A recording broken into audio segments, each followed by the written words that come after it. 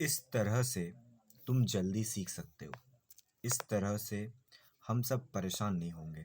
इस तरह से वो अपने काम करता है, वो अपने काम करता है।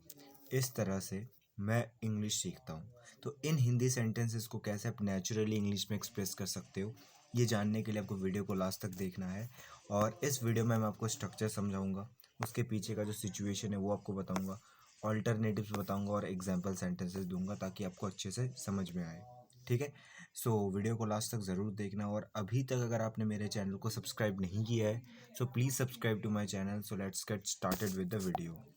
तो हमारा सबसे मोस्ट कॉमन स्ट्रक्चर है इन हिंदी सेंटेंसेस को एक्सप्रेस करने का। सबसे पहले आपको इस फ्रेज़ का यूज़ करना है दिस वे या फिर इन दिस वे। ठीक है, उसके बाद आपको एक प्रॉपर पूरा सेंटेंस का यूज़ करना है। ठीक है, अब इसका कॉन्टेक्स्ट क्या है? इसका कॉन्टेक्स्ट है जब भी आप इस स्ट्रक्चर का यूज़ करोगे, इसका मतलब है किसी काम को करने का तरीका बताना। जब भी ये स्ट्रक्चर आप यूज़ करोगे वो किसी ना किसी काम को करने का तरीका को बता रहा होगा।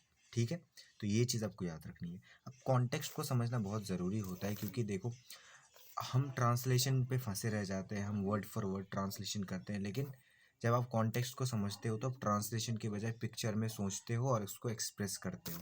ठीक है, यानी आप अपने अटैच करते हो इमोशंस को टू द सिचुएशन, है ना, बाय अंडरस्टैंडिंग द कॉन्टेक्स्ट। सो बहुत ज़रूरी है कॉन्टेक्स्ट को समझना। ठीक है, अब कुछ एग्जाम्पल सेंटेंसेस देखते हैं, लेकिन उससे पहले कुछ ऑल्टरनेटिव्स देखते हैं कि इसकी जगह आप कौन कौन और ऑल्टरनेटिव्स है जिसका यूज़ कर सकते हो interchangeably, right. So this is the Hindi sentence जिसकी मदद से हम ऑल्टरनेटिव्स को देखेंगे। तो हिंदी सेंटेंस क्या है? इस तरह से आप इसको अपने स्टूडेंट्स को एक्सप्लेन कर सकते हो। So this is the Hindi sentence. और सबसे मोस्ट कॉमन स्ट्रक्चर की अगर मदद से इसको एक्सप्रेस करूँ तो क्या होगा?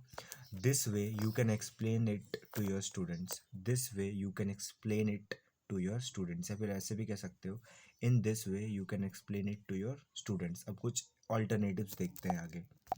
तो आप इसकी जगह चार नेचुरल ऑल्टरनेटिव्स का यूज़ कर सकते हो। पहला है, आप ये कह सकते हो you can explain this to your students like this का यूज़ कर सकते हो। ठीक है, you can explain this to your students like this. दूसरा ऑल्टरनेटिव है, आप ऐसे कह सकते हो हियर इज़ हाउ, ये एक्सप्रेशन का यूज़ कर सकते हो, here is how you can explain it to your students. तीसरा नेचुरल ऑल्टरनेटिव है, आप कह सकते हैं you can teach it to your students in this way. You can teach it to your students in this way. And the fourth alternative is that's how you can make your students understand this. That's how you can make your students understand this. तो ये चार natural alternatives है जिसका आप use कर सकते हो हमारे मेन सेंटेंस स्ट्रक्चर की जगह। ठीक है, हर सेंटेंस में आप यूज़ कर सकते हो, जो भी मैं आपको आगे बताऊंगा। मैं कोशिश करूंगा कि आपको मेन स्ट्रक्चर की मदद से आगे एग्जाम्पल सेंटेंसेस बताऊं। लेट्स सी, तो कुछ एग्जाम्पल सेंटेंसेस आप देखते हैं। हमारा पहला एग्जाम्पल सेंटेंस है, इस तरह से तुम जल्दी सीख सकते हो। This way you can learn faster. दूसरा एग्जाम्पल है, इस तरह से हमें परेशानी नहीं होगी।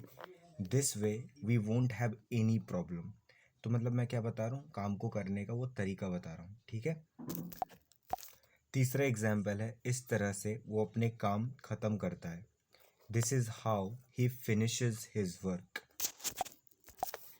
चौथा एग्जाम्पल है, इस तरह से मैं अपनी इंग्लिश इम्प्रूव करता हूँ। This is how I improve my English. पांचवा एग्जाम्पल है, इस तरह से आप पैसे बचा सकते हो। This way you can save money.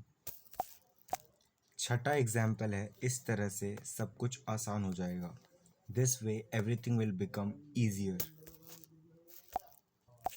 सातवां एग्जाम्पल है, इस तरह से वो सबको मोटिवेट करता है। This is how he motivates everyone, यानी you are talking about his way of motivating, right.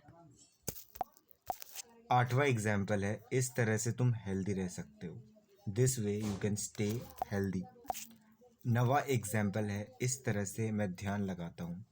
This is how I meditate, या फिर इन दिस वे, या फिर दिस वे आई मेडिटेट। 10वां एग्जाम्पल है, इस तरह से तुम दूसरों को समझा सकते हो। This way you can make others understand.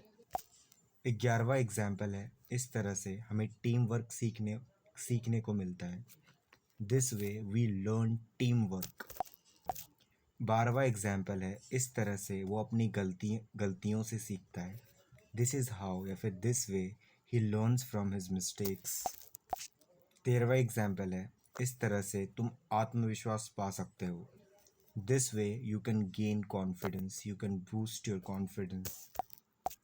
14वां example है, इस तरह से हम समय बचा सकते हैं। This way we can save time. 15वां एग्जाम्पल है, इस तरह से सबको फ़ायदा मिलेगा। This way everyone will benefit. 16वां एग्जाम्पल है, इस तरह से तुम अपनी पर्सनैलिटी डेवलप कर सकते हो। This way you can develop your personality. 17वां एग्जाम्पल है, इस तरह से तुम्हारा गोल क्लियर होगा। This way your goal will be clear. 18वां एग्जाम्पल है, इस तरह से तुम ईजिली एक्सप्लेन कर सकते हो। This way you can explain easily.